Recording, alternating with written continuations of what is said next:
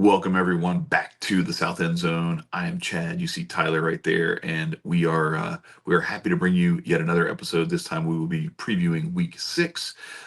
We had the big breakdown of the epic. I don't know. It was an odyssey, a roller coaster of emotions for everyone involved. I'm sure the blowout, the collapse, the recollapse, the comeback, everything. It was just it was a crazy week for Alabama, Georgia, and now we are going to get into Week 6 because we got a 12-team playoff. There's a lot of football left to be played. Mhm. It is nowhere near over. That game was still huge and very important. Don't tell anybody otherwise because the emotions were running high. So don't tell me the regular season doesn't matter because that certainly mattered. But we got to calm down. We gotta get our bearings straight and get ready to navigate the rest of this 2024 college Mhm. football season, especially here in the SEC. Don't forget, while you're here, go ahead and like, share, and subscribe. We appreciate everybody coming through and checking out our videos. And we will get right into it. Tyler, my friend, are you still licking your wounds, man? It was a rough night Uh, Saturday night. I feel a lot better than I thought I would. When you come to think about it, it's like, yes, we did spot them 28 points, but then we beat them in the second half. Like people talk about Kirby not being able to get the But you other still monkey off of lost. his, but we did still lose, and that's fine. Sorry, I had to But do it. talk about Kirby trying to get the Alabama monkey off his back, and it's like, well, he can't be the one out there trying to tackle people and missing tackles in the first half. And it shows Kirby's second half adjustments because Mhm. our defense started playing well. They couldn't go anywhere on offense, realistically speaking, up until the last touchdown. So do you And buy the argument that some people are making that they let their foot off the gas and that they just didn't that it wasn't necessarily so I much think you it's a guys as it possibility. I was think them? I think it could be both. Like I'm totally willing to say that. Like maybe you go up, you start the second half 30-7 against us. Um, like you kind of just want to get out of there at that point. You know what I mean? I know that's a Yeah, lot. but That's a but lot of game but to try to burn, though. That's a whole I was gonna half of say, football against, and we before that game are higher ranked than them. And hmm like we said before, a Saban coach team puts up another 28 in the second half. hmm If hmm they, I mean, I know that Kalen DeBoer now has this record against a bunch of big Power Five coaches already, which hmm is crazy. Good for him. hmm I would love to see Alabama again at this point. right, We showed we could outscore them and essentially nullify them a bit up until Ryan Williams decided to be from the Matrix, right, and they just threw one up down the sidelines. Like it was about I think it came down to the effort in the first half, hmm and then I think the team adjusted well in the second half. If yeah, you don't spot Alabama 28 points, even 21 points, we could actually hmm still win that game. right. You know, like Well, even a hell, touchdown less. even spotting them 28 points, you still almost won the game. I mean, Yeah, the Alabama fans in the stands looked like they were about to vomit in each other's mouths. It yeah. was it was hilarious to watch. And I will say this, like, so I remember back in 2005, it was Les Miles' first year. Nick Saban had just left for the Dolphins, and that, by the way, while we're here, so I know that we have a lot of Alabama fans who have watched this show, who especially watched our breakdown. So I'm just gonna get this out there for you guys, you Alabama fans. I want you to understand how incredibly lucky you are because this is like twice in a row that like after the disgusting run of horrible coaches, Mike DeBose, Mike Shula. I can't remember the guy's name who like he got caught like doing something weird. You had Mike Sherman for a minute, um, old Green Bay coach. Y'all had a rough stretch there of coaches, and of course LSU goes and finds this diamond in the rough, Nick Saban at Michigan State, who I don't think he had won 10 games in a season yet when LSU hired him, but noticed something about his attention to detail and the type of like just dog he was as a coach. Went and scooped him up from Michigan State. Michigan State didn't even really want him bad enough to fight for him. So we hire him over here. He comes in, first year in, beats Alabama in Baton Rouge for the first time in 20 years. Um, Goes and by his fourth year is holding up the national championship trophy. And then 1 year later, he says, you know what? I'm going to take the next step up and go to the NFL. Goes to the Dolphins, falls flat on his face because, newsflash, you don't get to scream at everybody the way that you do in college when you're an NFL coach. Those are grown men, and they don't necessarily respond the way that college kids, 18-year-olds and 20-year-olds do. And also, you don't just get to have the best talent in the country um, just by telling people to come play for you. You actually have to go out and you have to uh, use the salary cap. Now it's starting to get that way in Oh college. my And God. guess what? Newsflash, like Nick Saban left when it started to get a little bit more like the NFL in college. But I mean, he's also old. But anyway, Alabama is so incredibly lucky. Alabama fans, you are so incredibly lucky because this coach that LSU discovered and won a national championship, never forget, um, LSU was his first. So you might have married him, but he lost his virginity to LSU. So say what you want to say. Oh my but God. but anyway, but now that a very similar thing where like Kalen DeBoer just happens to have this like incredible eruption of the last couple of years with Michael Penix at quarterback right before Alabama needs a new coach. So they kind of get lucky again. But going back to that first season with Les Miles at the helm after Nick Saban left, one of his first games, his first SEC game, just like this was Kalen DeBoer's first SEC game. LSU went up 21-0 at halftime against Tennessee. Rick Mhm. Clausen was the quarterback. I think Arian Foster was one of the running backs in that game. I'm not sure. That may have been later that Arian Foster played there. Anyway, digress. LSU blows a 21-point lead, loses that game to Tennessee, and it was after Hurricane Rita. It was like a Monday night football game. They had to move the game to Monday night because Yeah. Hurricane Rita came through. And even though a couple of years later, Les Miles wins a national championship, and then is competing for SEC championships, and winning 10-win, 11-win seasons every year that he's here. After that, that the fact that he struggled against Alabama later on in his LSU career, and that game against Tennessee, his first SEC game, people never forgot it. Like that was such a Les Miles thing to do, Hmm. to try to sit on a 21-point lead Yep. and then let them walk you down. And Kalen DeBoer was this close Hmm. to having that same On kind of 28 signature point lead, loss, 30 to blowing a 7, 28 point lead. Like, 28 point lead and a 30-7 point lead, 30-7 lead. So let's, again, like I said last week or earlier this week, let's pump the brakes a little bit on like this coronation of like, oh, it's the yeah. same Alabama as it was before. No, the hell it is not. Like, you do not get to play with fire like that and keep getting away with it. Les Miles figured that out. The Mad Mhm. Hatter had the rabbit's foot up his ass for part of his career, and then when the rabbit's foot ran out, doing the stuff that he was doing early on did not pay off, and it started to catch up with him. So anyway, just throwing that out there. But yes, you guys, um, they are who you thought they were, and you Yep. let them off the hook. We did. I mean, they almost let us off the hook. So like, it I is know. like, it's literally a tale of two halves. They won one, we won one. Call it even. Let's Mhm. keep it moving. That's right. So keeping it moving. How you feeling about Auburn coming into town? Auburn playing well enough to almost beat Oklahoma, but then turning the ball over enough to blow it. The emphasis is on almost. And the emphasis is on we don't. Oklahoma does not seem to actually be a good football team this year, Hmm. from what we're gathering, which is unfortunate. The Brett Yeah. Venable situation is just not looking so great down there in Norman. Um, as far as the Auburn situation is concerned, I don't feel too bad about the situation, considering we've handled we know how to handle Peyton Thorne, and now that there's no Robbie Ashford's by his Mhm. side to like kind of maybe throw us a little bit of like when we had two running quarterbacks to kind of deal with last year, it definitely threw us off a little bit. But Mhm. now we have one guy to key in on, and I mean, if we could at least tackle Jalen Milrow once or twice in a game, we could tackle Peyton Thorne.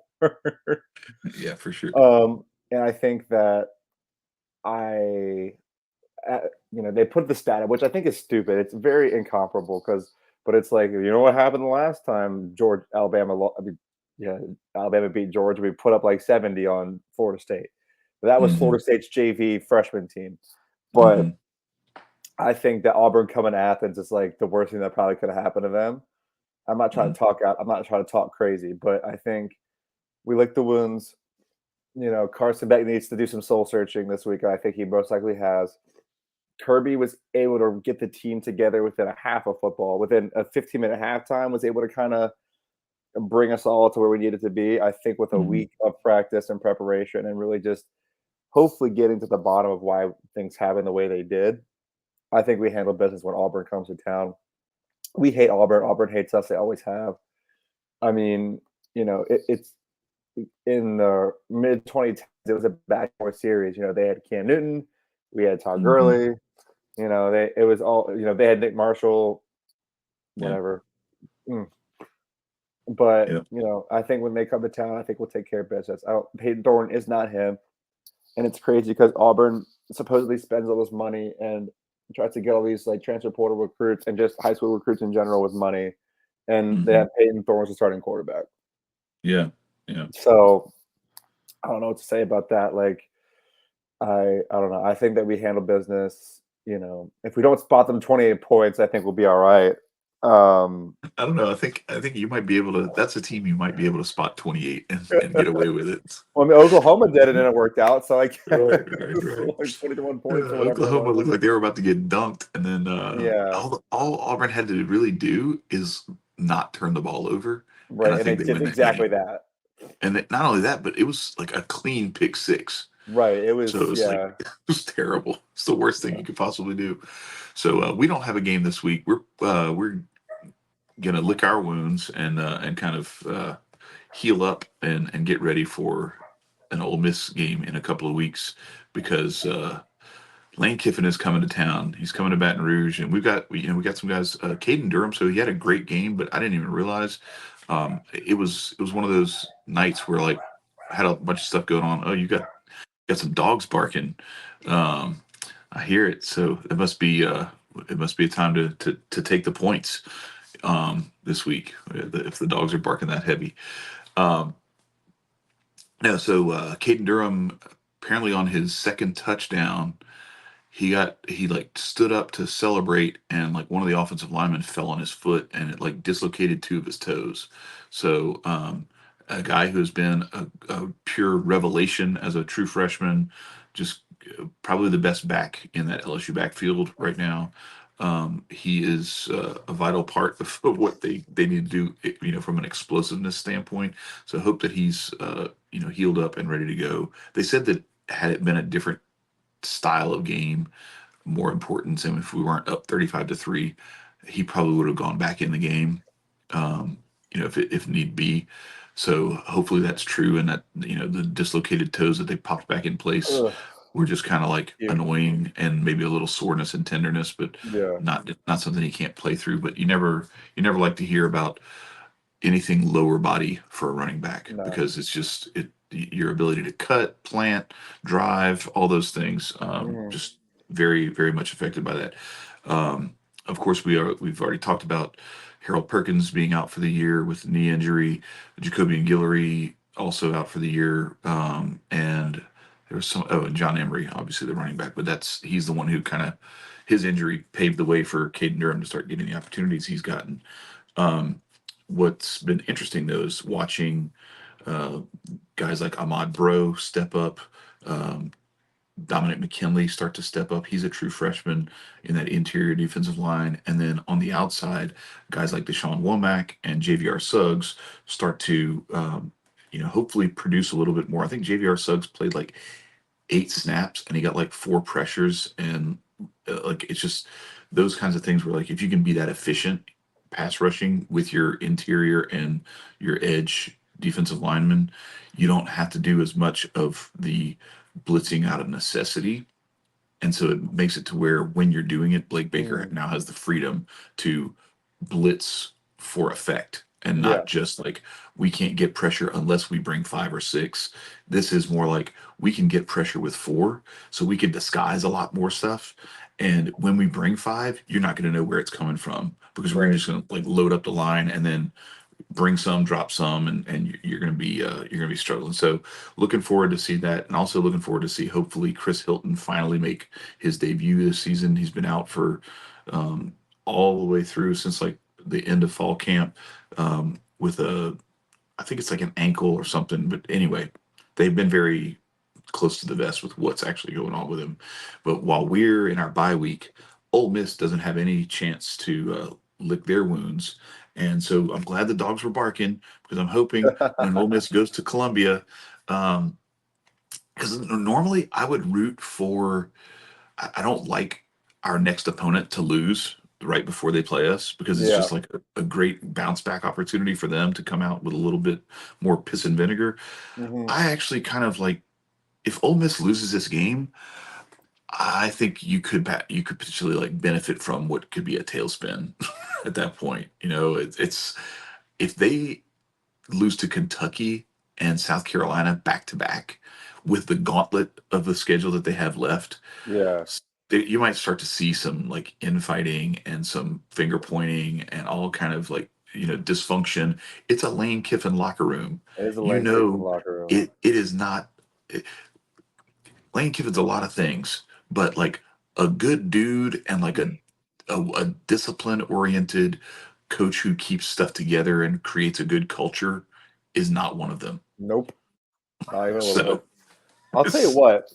You want to talk about sneaky places to play in the SEC? Williams-Brice Stadium in Columbia is tell me about it, bro. not easy. Not easy to go. We've gone and then lost there before. Like it is Hmm. not easy. And you're talking about an Ole Miss team that just got beat at home by At home by Kentucky. Kentucky. Like you're now you have to go to South Carolina and Sandstrom's going to be playing and they're going to be going nuts. Like Beamer Ball loves to upset and disrupt. That's like I Hmm. think that's like the premise of Shane Beamer and that team.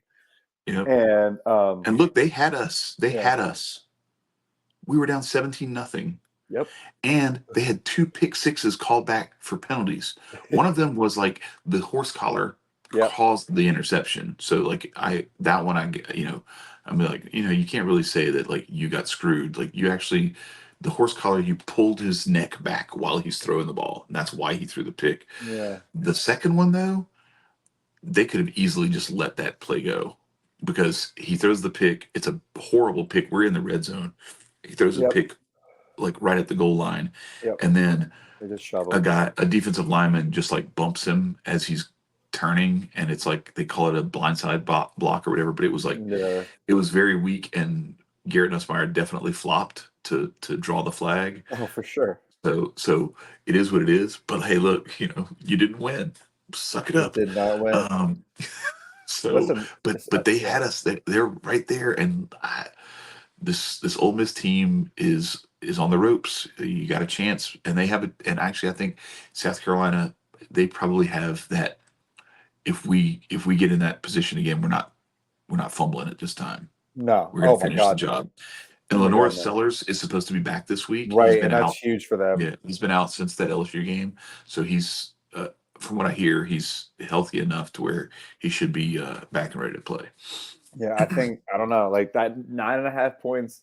Once again, I'm sure a lot of money is going to be on South Carolina plus the points after what we saw, but I think it's Right. warranted.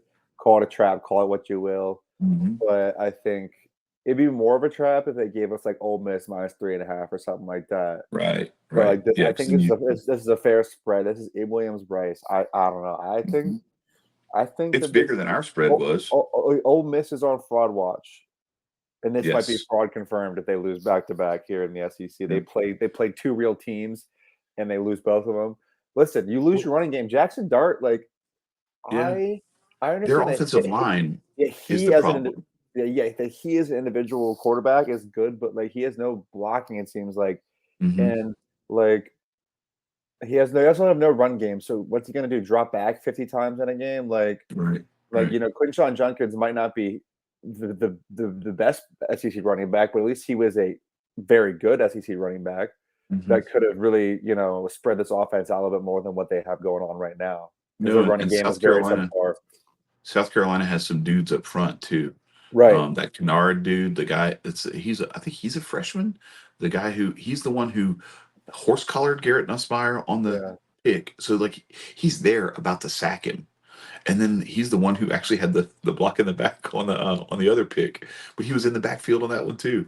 So it's like these dudes get after you, and you better not mess around. And then yes, if Lenore Sellers can do enough going downfield to hang with you, and then they've got Rocket Sanders running the ball and Lenore Sellers running the ball, they could actually they're capable of putting together like 11 play, 80 Yep. yard, 7 minute drives to where now Jackson Dart has to do what he has to do on like 7 possessions instead of 12 possessions. Yeah. So it's very possible. So yeah, keep your head on a swivel, Ole Miss, because it doesn't get any easier from this point forward. Now Tennessee travels to Fayetteville to play against Arkansas. Only Right. 13 and a half point favorites.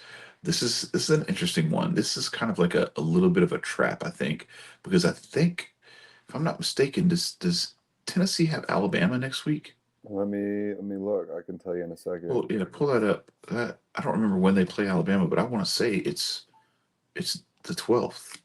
I think it might be one of those like October 12th, like, oh my God, it's this kind of they play Alabama on the 19th. They play Florida next week. Oh, So they got 2 weeks Tennessee to plays Bama. Florida. Okay, Yeah, okay. Not really a potential trap game then. yeah. Um, Florida comes Florida could to be. Knoxville. Yeah, I don't think Florida's going to be a trap though. Like you have to be good No, to trap somebody. this is true. So, but we'll see. Can Tylen Green do enough to kind of keep I things think at that bay? he is good. Arkansas is Yeah, not. It's the KJ Arkansas. Jefferson situation. But who knows? KJ Jefferson, they just laid an egg down in Yeah, wherever UCF is. That Orlando? I don't know. yeah, yeah. That sounds terrible. And But we'll get to UCF in just a second because yeah. they're coming. But this one's really interesting to me. Missouri is a 2.5 point dog going to College Station, and I, I don't know. Like, there's a part of me that Oh, I want to hammer that so badly. wants to But like, fade what is this, but I the kind of yeah. I kind of want to hit that. Like, there's a part of me, like I said, that wants to fade it, but then there's another part of me that just says, no, this is it feels this like is rat poison. probably It this feels is like probably a yeah, this is probably a trap, and yeah, I'm gonna go bet Missouri and the points or money line even, and then A&M's gonna just do their thing and go right. crazy. But Yeah. I don't know, Brady Cook, Luther Burden, like it's Theo a Weiss, dude. it's Theo a Weiss, the good. other receiver, stud. Yeah, they got a good squad of receivers. It was funny. They had somebody post something where they said the only difference between uh, this Missouri team and LSU 2019 is that there are a lot of experts who say Brady Cook has a higher ceiling than Joe Burrow. I'm like, that's the only difference. A, that's not true. B, oh, there goes my thumbs up again. B, Like, comment, um, subscribe. they have so many. Yeah, right, exactly. Like, comment, share, and subscribe. Um, but no, so A, there's no way anybody is saying Brady Cook has a higher ceiling than Joe Burrow. And B, there's plenty of other differences. Like LSU had these all three of these dudes start in the NFL. Two of them are two of the best receivers in the NFL. Jamar Mhm. Chase, Justin Jefferson, and Terrace Marshall, who's also starting for Carolina. So like three NFL starting receivers, two of whom are like top You're talking about three in the NFL. the highest paid receiver in the Right. NFL right now, too. And then and then Joe Burrow took his team to the Super Bowl in year two. And it Yeah. was really year one because year one, he played like 4 games and then blew out his knee. I was gonna say he played all the games from laying on the ground. Right. Well, no, So, I'm saying he didn't even play. He oh, because I know. he got his knee destroyed Oh, I in like remember. week 5 or 6 or whatever it Yep. was. Hmm. So anyway, not to mention LSU had a dog defense. You had let's see, Patrick Queen was on that team, Derek Stingley, Grant Delpit, like all these dudes are in the NFL. Like it's just Hmm. it's a crazy it was a crazy roster. But anyway, I digress. The Missouri Tigers may be legit. We'll see. This is a real test for them after they almost stubbed their toe at Against home Vandy. against Vanderbilt. But now we're seeing like maybe Vandy's legit. I don't know because Vandy beat this Virginia Tech team that almost beat Miami last The Friday. Vandy So in the what the transitive property hell of does football. anything mean right now? We still don't know. We're still trying to figure stuff out. I think in a couple of weeks we'll have a little bit of clarity, just Hopefully, in time for the stretch run, hopefully.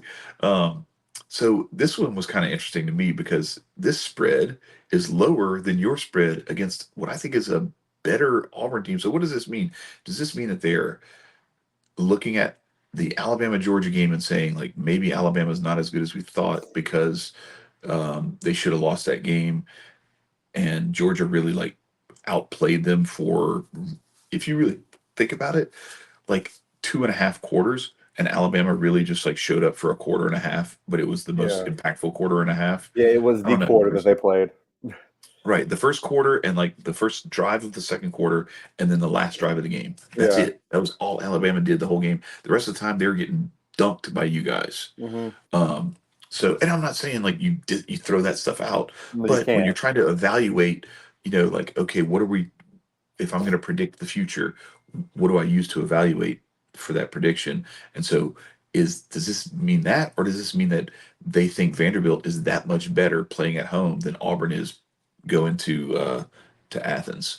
So I think it could be a combination of both, where maybe they see Alabama and Georgia pretty tight, and then they're just giving Vanderbilt playing at home the slight nod over Auburn playing on the road.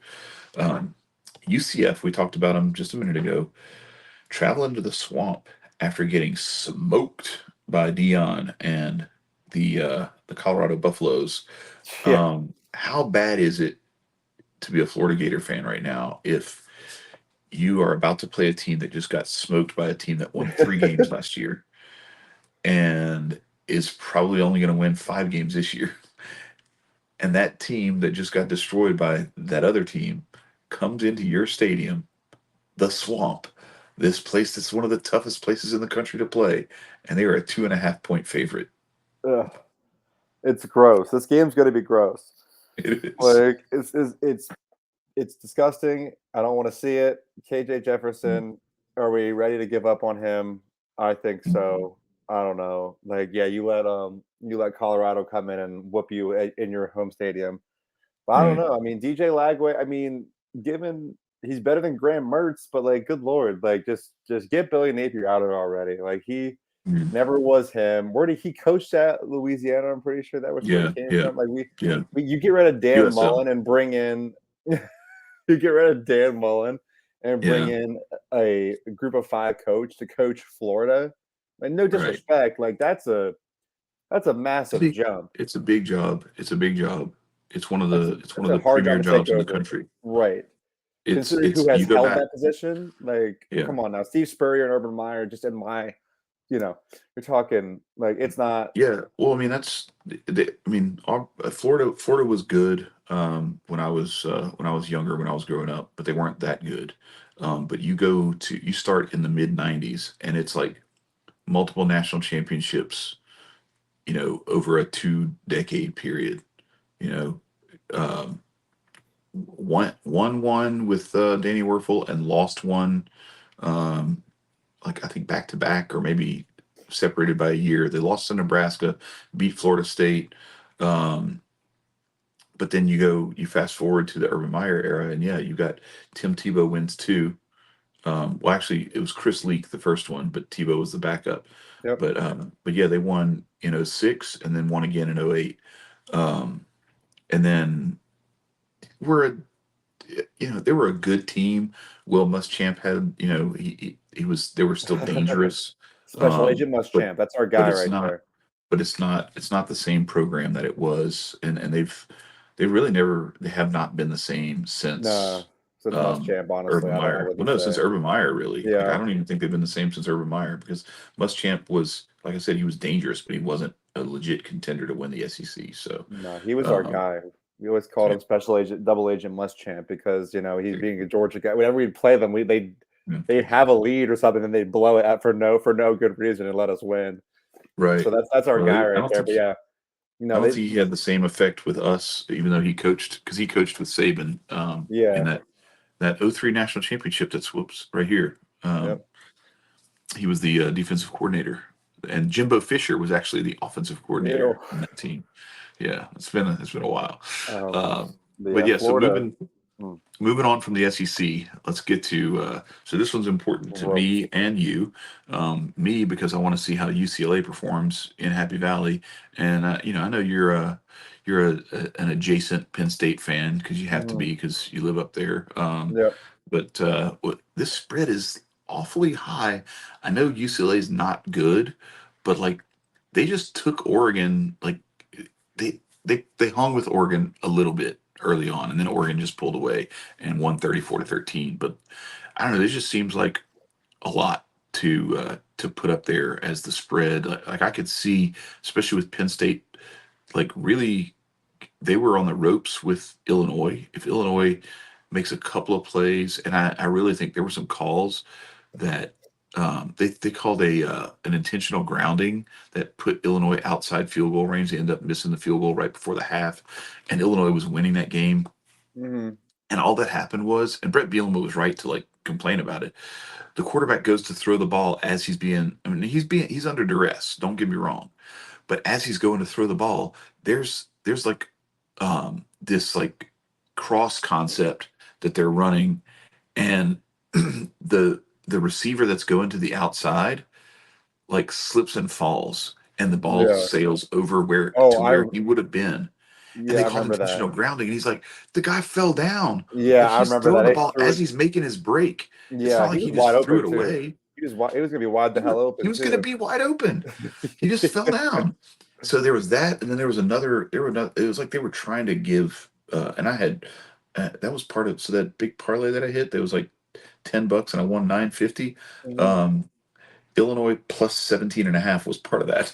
So I was like, Oh God. I was gripping, man. I was nervous the whole time. But yeah. So Illinois playing in Happy Valley played Penn State pretty tight. And I know Illinois is better than UCLA, but like, I don't know. I wonder that UCLA's got some talent at receiver. They've got some speed. Um, I don't know how, their quarterback is okay, but he's Yeah. not good. It's just 27 and a half just seems like a lot. Like if this was at 17 and a half, 20 and a half, something like that, maybe, but, I don't know. We'll see. If I'm going to be rooting for UCLA to just keep it close to make it respectable, so it makes us look a little bit better by the transitive property of college football. But what do you Yeah. think? Is I think Penn State got it? I think they do got it. I think that UCLA does not seem like a very good football team. I mean it's more showing that Oregon might not be them. Hmm. Like, and maybe that's me saying too much too soon, but like you're talking about Right. Boise State taking you to the wire. Boise State's a good team. Ashton Jeffy for Heisman. Lock that in. Hmm. He should. He really statistically, he should if he continues this run. But it seems like based off UCLA's like last performance, they like to spread the ball around. There was no receipt like their number one receiver that game had only 31 yards, but they had three other guys with 20 yards plus receiving. You know, Hmm. Oregon kind of went to one guy more, Tez Johnson, 121 yards. They also doubled up UCLA's rushing performance with Hmm. 103 yards total. I'm just saying, you get Katron Allen, Nick Singleton going. I guarantee they could rush for 150 a piece. Like, and that just lets Drew Allard do his thing. Doesn't have to do too much. I think that coming to Happy Valley, it's probably gonna be big noon kickoff or whatever Fox does. And I think Hmm. that Penn State takes care of business against I think their first West Coast opponent of this new Big 18 season. Yeah, we're gonna get into some of that weirdness because I think there's some cool stuff and some weird stuff that's coming from both that Big Ten Pac-12 stuff and the ACC Pac-12 stuff, where you got these teams traveling across the country to play games. One where they're not traveling across the country, but they are still. Last I checked, they're still not sure when this game is going to be played or how they're going to play. It's like Tallahassee was right in the path of Helene. And Mm, by the way, while we're here, shout out to all the first responders and everybody who's out yep. there. Like I really don't think people have a full grasp of how devastating this storm is. But like I've got some coworkers that live up around like in the North Carolina area, Yep. right near Chimney Rock, and it's in that Asheville kind of area, and it's devastating. Like he sent this coworker of mine sent me a video where he went out. They still can't. There's like one route that they can get out of their neighborhood to like get to civilization, and they're not allowed to use it right now because they're leaving it open for um, emergency vehicles and work vehicles and whatnot. But like there's a bridge that just got completely washed away. The river crested at like 25 feet and just Yeah. washed the bridge away. So there's no bridge there anymore. So they can't go that way. So there's only this one little um, dirt road kind of way out, to get to civilization, and they can't even really use that right now. So he's been he's been home since like a week and a half ago, hasn't left his house and just running off of a propane generator, Damn, dude. and he's actually God lucky. bless. He's really He's very lucky lucky. because he didn't have any damage to his house or anything like that. Nothing, Wow. just some Yeah. trees and stuff. So anyway, all the people from the mouth of the Mississippi west, I mean east into the panhandle of Florida, all the way up into the eastern seaboard in the North Carolina, South Carolina area. Everybody in Tennessee, Virginia, Georgia, Alabama, Florida, all of you guys, like praying for you, and if you can do anything to help, if you can either send stuff or you can contact anybody, be sure to do that because they need all the help they can get. They're still looking for people. There's like 600 people unaccounted for. It's just crazy, and we're not really hearing about it like I think Nah. we probably should in the media, but it's devastating. Well, part of what's affected by that is Tallahassee, obviously. And so Florida State, I'm still trying to find out when they're planning on playing this game, but we'll try to update that before we get out of here. But Clemson goes to Florida State. This is one of those. Florida State's just reeling. I think if they cancel the rest of Florida State's season, maybe Mike Norvell wouldn't even object. No, at this point. It's pretty ugly.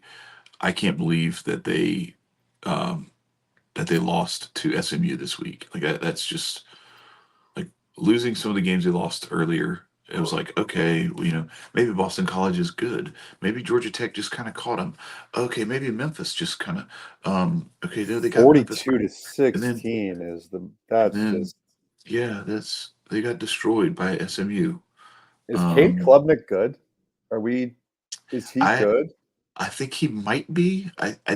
I just don't know if you play against a team that's better than who they've played, how he Yeah. performs. But he's been performing under these circumstances. Can't say the same thing for DJU. No. So same level of competition. DJU looks like a true freshman who maybe there's some promise somewhere, but like this dude, we have been watching this train wreck, and God bless him. I know he's out there trying and everything. I don't want to talk ill of the dude.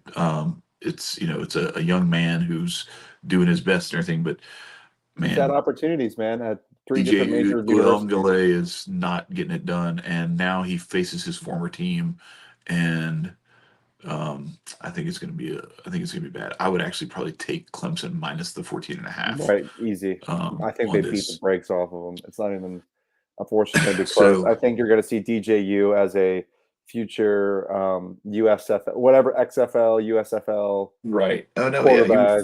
he would probably He's he's flourish there he where he's got it's that he's got that written all over him, in my opinion, But when he for being missed that honest. one wide open receiver in the end zone, it's just like, bro, where were you throwing the ball? Threw like out of the back of the end zone, dude's wide open, and it's not even like it wasn't even under pressure or anything. It's like, man, it's not good. So now it's time for the surprise. I was hoping maybe Drew would show up, but he hasn't shown up yet. We shout out to Drew and Jeremiah, our Mhm. Ohio State contingent. We were trying to get one of them to come in here, but here we go. It is time, by the way. We are bringing back Oh, the are we Iowa under. actually? So Tell me Iowa, why, Ohio man. State, it's Ohio State minus 19 and a half. I am not talking about bringing back the under for this game, though. Forget Iowa. The Iowa gives up too many points. Ohio State scores too much. I am not talking about that. I'm talking about Iowa Oh. State. We are bringing back Oh. the Iowa under, and we are reconstituting it as the Iowa State under. They are 11 and a half point favorites against Baylor. And my friend, let me show you why we are resurrecting the Iowa under the mask of the Iowa State under. It's under 45 points. I think that is a steal. And here's why. Are you ready? Lay it on me. Here is Iowa's schedule, or Iowa State's schedule up to this point. Now, when you look at how many points they have given up in all of their games, 3 points to North Dakota, 19 points to Iowa, 7 to Arkansas State, shut out Houston. They are sixth in the country in defensive points against. They are 115th in the country in points for, 21, 20, 20, and they only put 52 up against Arkansas State. So I'm here to tell you, I think we may have found our new go-to Iowa under, and it is the Iowa State Cyclones. But it What do you makes me think? sad. It makes me sad because, like, like there's something about, Iowa, like playing like Northwestern on the lake and it being like 7-6, or, Iowa going down to Lincoln, Nebraska and sweating it out for like a 13-10 win. There's something about that I didn't miss, and that, knockoff Steelers color scheme and everything that Right, right. I just miss so much. And it's not the same anymore. Like we love the Big Ten unders, but they're not really giving us much right now. We So I guess we're gonna have to go to Iowa State. I mean, have hey, to go. We Baylor have to has go to to the go Big up north 12. a little bit. We have to go to the Big 12, which Well, is crazy because usually the Big 12 over was always a steal, 3-4 years ago. yeah, But but yeah, you've I'm got willing Dave to see it Aranda. through. You've got a Dave Aranda Baylor team going on the road into Ames to play the Cyclones, and Iowa State hasn't given up more than 19 points in a game so far this year, and Which is crazy. they haven't scored more than 21. So if you think about it, their highest point total they've given up is 19 points, and this is in a FBS game. Okay, in an FBS game, the most they've given up is 19 points. The most they've scored is 21 points. Yeah. So I submit to you, 21-19 is about the cap on this bad boy. Yeah. So why is the under? Why is the over under 45? I'm taking the under. I That's all guess, I'm yeah, I'll, saying. I'll I'll take that with you, big dog. I'm Let's do smashing it. it. Let's do it. I'm Squad hammering ride. away at it. The South End Zone Um, under keeps going. so another one that's important to me is USC Minnesota. This is another one of those Big Ten games where somebody's traveling across the country to to come and play in a new conference. This is going to be so interesting to watch because it's not just about the geography; Yeah. it's also like the clashing styles. Yeah. You've got schools and programs that have been built and have their identity through their relation to the other teams in their conference over decades of being in that conference. So Minnesota has developed an identity with like the kids that come from their area where they've recruited. Some of where they've recruited has to do with the other schools that they compete with because Right. a kid might live in Michigan and he comes to Minnesota because he can't go to Michigan or Michigan State, so he comes to Right. Minnesota. So there's a lot of that stuff that you're not getting guys that would go to USC coming to Minnesota Hmm. and vice versa. So, like having those two schools, the geography clashes, but then also like the styles of play For sure. clash, how those teams are constructed, how they attack things. So it's gonna be interesting. This one's also interesting to me, but just because as an LSU fan, I want the team that we lost to, the only loss that we have, I want them to do as well as possible. Makes us look better. So, I hope they can beat this 8.5 point spread, but going on the road and playing in Minnesota. Thankfully, it's not cold, so they don't have to deal with that. But that's going to be another one that we haven't even talked about. That's going to start to get really interesting with these games, is as the Michigans and Ohio States travel across country, to play in California and whatnot in November. Um, how does that work? Because they're used to being able Yeah. to play that cold weather football, and then when the Cali teams go and have to play over there, because Yeah. even in those bowl game matchups where the Big Ten and the Pac-12 were always, or the Pac-10 back in the day, were always pitted against each other in some Mm. of these bowl matchups, it was always in a bowl environment where it's either a dome or it's a sunny, somewhere in Florida or California, the Rose Bowl or the Yep. Orange Bowl or something like that. So these California teams haven't really had to go play in the Oh, I snow. know. If this was flipped, I would say the spread should be smaller. I was hoping Right. like when UCLA and USC, like it's still not that cold here in Pennsylvania, so UCLA coming to Happy Valley isn't gonna be that big of a Mhm. deal. When you talk about like USC and UCLA having to go play Michigan, having to go play Mhm. Ohio State, having to, I mean, obviously they get something when they go play Oregon, but nothing beats playing Minnesota in Right. November. Like if Mhm. you ever have to eventually do that, I'm just saying. Yes, because it's just it's a different. It's like it's just wet and cold up Yeah, they there. Like always it's say that just proves how much you wanna play football if you wanna go. yes. But you have to There's love something football to wanna play for a Minnesota, to wanna there's play something for an about Iowa. yeah, there's something about like it's one thing for it to be cold and it's snowing and it's dry. That's cold, but like you can Yeah, deal with that. It's when it's raining and it's 40 degrees yep, and it feels like it's 8 degrees inside your body. right. That's what's hard. Yeah, Like it's so hard. Like it's so bad. yeah, it's sunny and So one 75 every day down in Cali. right, one final one. So keeping with that theme, ACC matchup that we never thought would be. How do you have the Pacific Coast and the Atlantic Coast both in the? Just call it the Coastal Conference, There you go. um, the bicoastal conference. Make it a rap thing. Yeah. We're bicoastal, bitch.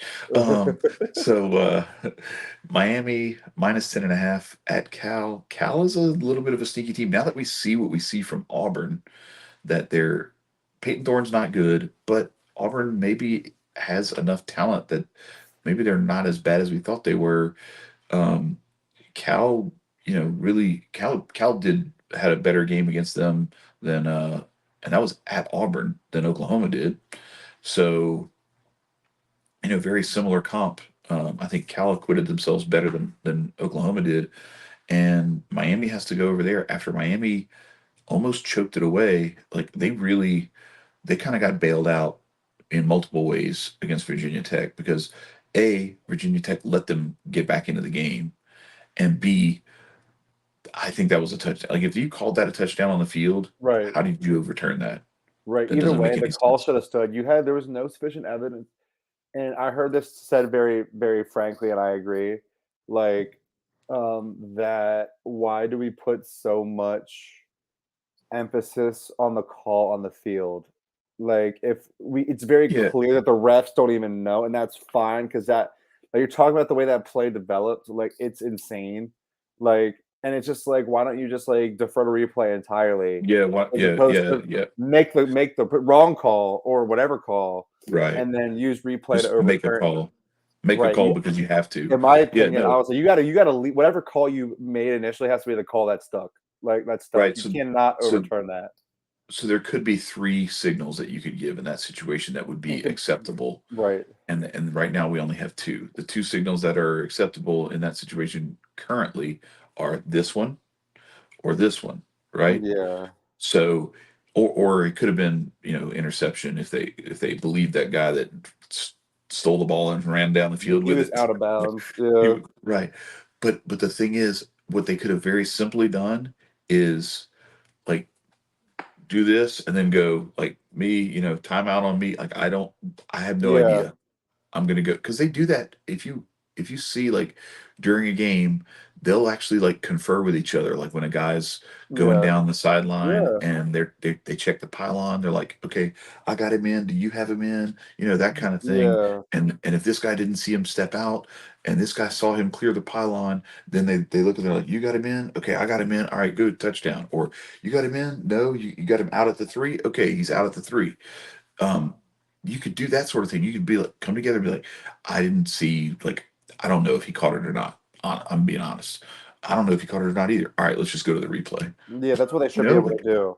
you should be able to do that.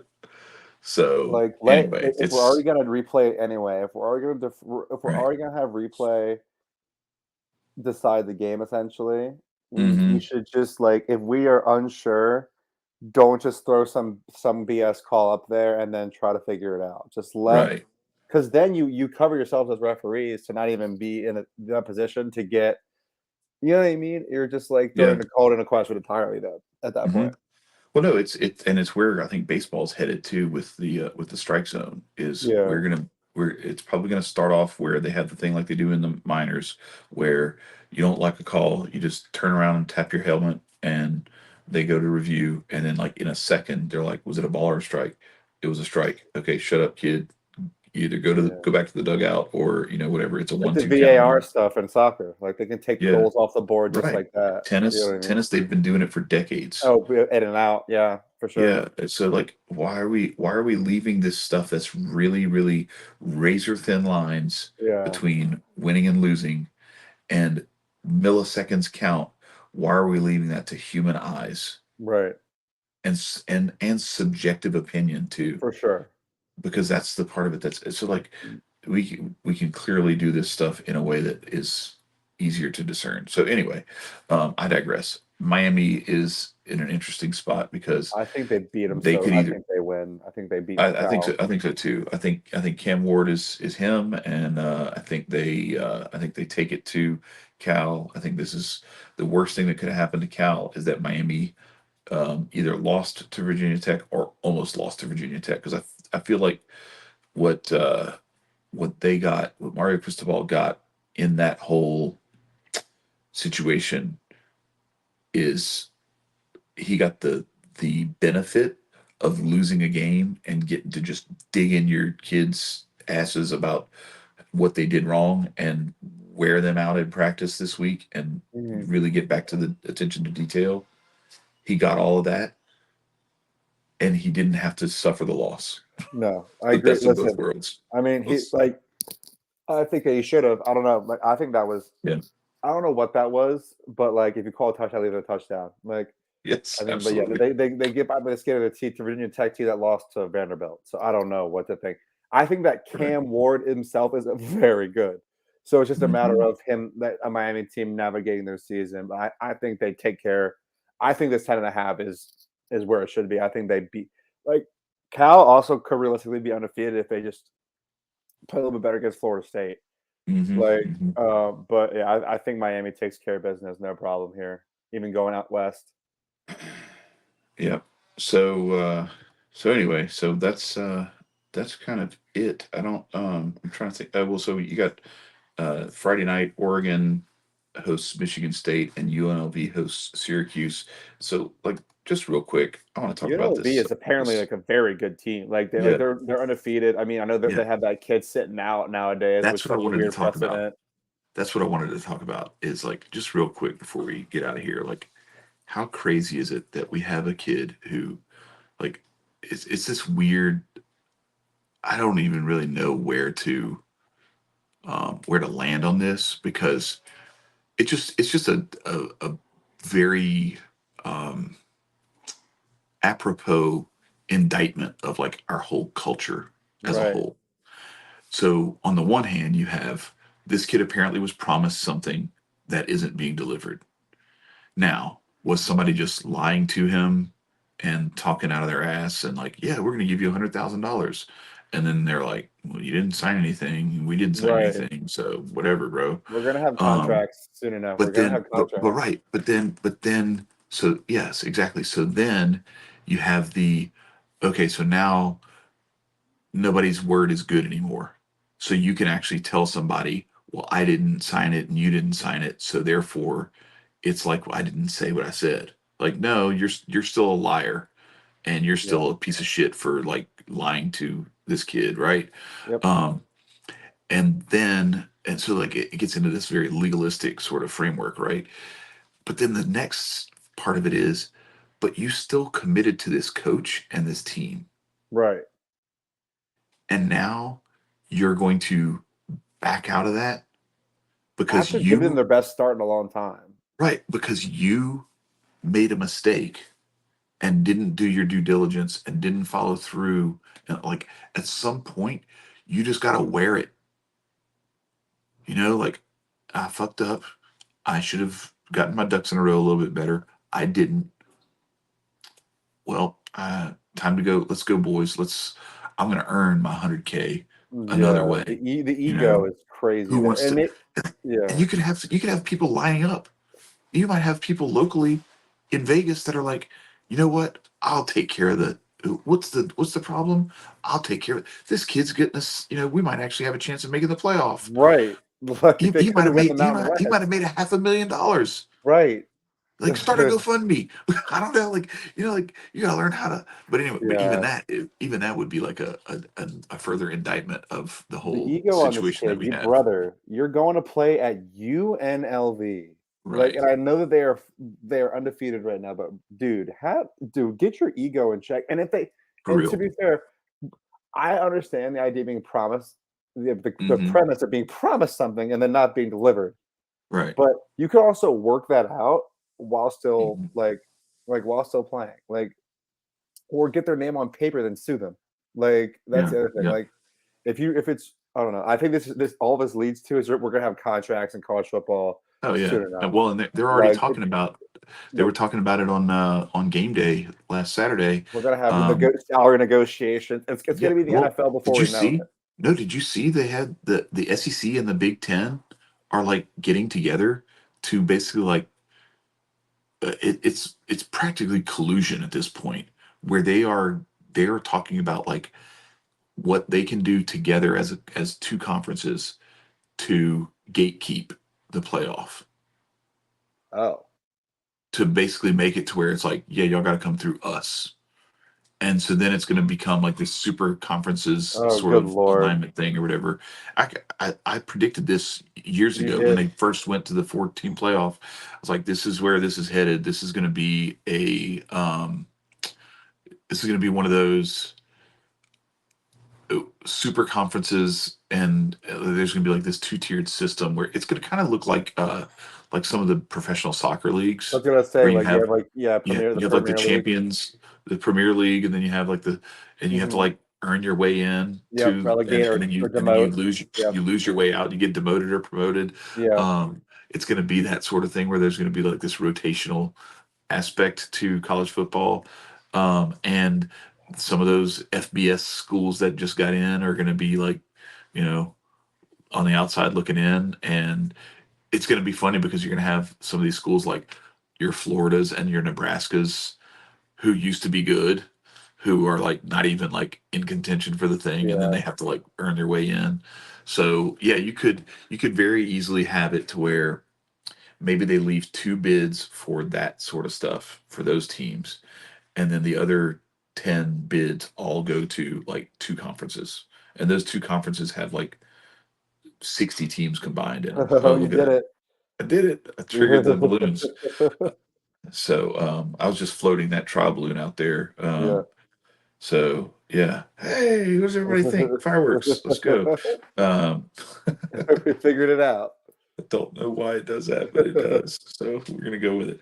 But yeah, so that's kind of the path I see us on is you're gonna end up with the SEC and the Big Ten starting to absorb the Clemsons and the Iowa States and the Miamis, and you know what I mean, like the Mhm. Florida States and all those schools. They're going to come in, and then you've already seen the Big Ten go to 18 teams where they absorbed the good Pac-12 teams. Get ready for the rest of those Pac-12 and Big 12 teams to come over, where it's going to be Washington State, Oregon State, Arizona, all those. Yep. You're going to have this conglomeration of all the bigger schools, the major schools. Boise State probably ends up coming in. You You're gonna have have some of these eventually other the schools. NFC and the AFC It's going to be of the an NFL. NFC, AFC. You're going to have like 32 to 50 teams, whatever somewhere in there, and that's going to be your Premier League, and then everybody else is going to be below that, and maybe one or two of these teams actually has a chance to make it into the playoff, and everybody else is like competing for the two conference titles, or maybe it'll be like four division titles. Yeah. um, but it's going to be that kind of thing, and it's kind of already where it is. It's just right now we have this weird artifact of the old conference setups that were geographically, like regionally Which made based, sense. which made sense. And now you have Cal playing Miami in an ACC game. Cal is nowhere near the Atlantic coast. Why are they in the ACC? And UCLA Um, playing Penn State in a Big Ten game. I mean, look, let's just do this because Washington played this is Rutgers this last week, listen, I'm pretty this is sure. an SEC show. Yep. Okay, the South end zone is the South end zone for a reason. And by the way, while you're here, everybody, don't forget to like, to share, to subscribe, leave us a comment. talk trash if you don't agree with us. We welcome it, but this is another reason why it's provably true that the SEC is the best conference in all of Mm-hmm. college sports. We Everything that we have done from the jump has kept, like, first of all, we're the reason why the BCS thing started, where we started down this Yep. path of actually having a championship game that was really one versus two. It was all the other conferences that didn't want to give up the Rose Bowl tie-in or whatever. So you'd have like number one play number 8, and then number 2 would play number 4, and then number 3 would play number 11, and Mm-hmm. on January 1st, the bowls would decide the national championship based on the number one team in the country playing somebody who had 4 losses and who didn't even have a chance. Yeah. Meanwhile, the number 2 team in the country is playing like the number 3 team in the country or something like that, and it's actually like what could have been a national championship game, you Yeah. know. No, I hear you. Um, and so we went to the BCS where we actually got 1 versus 2 finally. Then we finally moved to a playoff where like we expanded it to where it Yep. wasn't this gate kept 1 versus 2. Even the 14 thing was gate kept. So now we're moving this way. Well, anyway, the SEC, what have we done? We have kept the original Southeastern Conference teams, Yep. and it has expanded as far west as Texas and Oklahoma. That's it. So it's still kind of in the Southeast. Yes, Like if exactly. you drew quadrants, there's like a Southeast, and it's right. Texas and Oklahoma are right on that border because Mm-hmm. it's like Austin is still fairly east as far as Texas is concerned. Right. It's like Central Texas, Yeah. okay, and Norman is right there in Oklahoma. Like we're not talking about this is almost in Colorado and New Mexico or something. Right. No, this makes sense, okay. And then we've gone as far east as South Carolina, Mm-hmm. but we were already in Florida, in Right. Gainesville. We were already in Georgia. You know what I'm saying? So it's Mm-hmm. not. So it has stayed in its. The ACC now has Cal in it Yep. And Stanford. and Stanford. The Big Ten, which was just Northeast and Yep. And Midwest Midwest. teams, Yep. now it includes UCLA, USC, Washington, and Oregon. Yep. And I mean, even before that, they didn't even have Maryland. Like Maryland was like them going south. You know what I mean? When they Right. added Maryland to the conference, like Yeah. Maryland was the ACC. Mm-hmm. Like you know Mm-hmm. what I mean? Right. Like it's just different now. Yeah, and I will say this: you got to give. I'll at least give them a little bit of credit because at least the Big Ten saw, and the Pac-10, Pac-12, whatever, and even the Big Eight, which became the Big 12, which is now I guess they're still the Big 12. Do they still have 12 teams? I don't even remember. I can't keep up. But at least those conferences did not try to name themselves geographically. But It's we all true. knew what was up. The problem is the Big Ten has 18 teams. So like that's why they are still well below the SEC. The SEC has kept the conference in the Southeast, Let's say at the end of the day, what we're and saying we is the and SEC we gets it right. and we never right exactly, and we never set a number. So it can be as many teams as we want it to be, as long as they're in the Southeast. Um, the Big Ten, however, has just said we'll take anybody from anywhere, and 10 doesn't really count as a number. It's just a thing that we say. That's Yep. why I said the way they count in the Midwest is 1, 2, 3, 4, 5, 6, 7, 8, 9, 10, 10, 10, 10, 10, 10, 10, 10. They get stuck on 10 because we're at 18 and counting, and they're still the Big Yeah. Ten. Yeah. So Listen. with that shitting on the Big Ten and all the other conferences, we will close this show out. Unless you got anything to add, Tyler. Nah, man, I'm ready. Listen, Alabama's in the past, Auburn's in the future. We got a lot more football to play. It's October now. It It's October. is. We It got is. October football.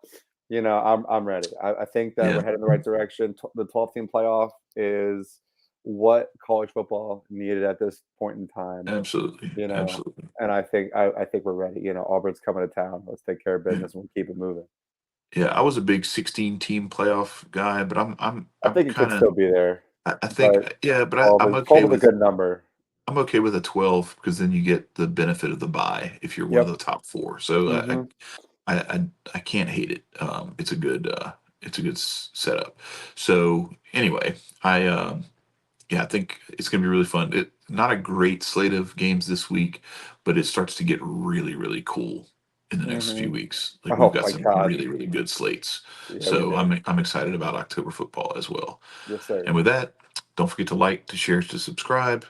Tyler and I are going to head out the South End Zone. We will be back first part of next week with another recap of Week 6. And until then, peace, y'all. Take care.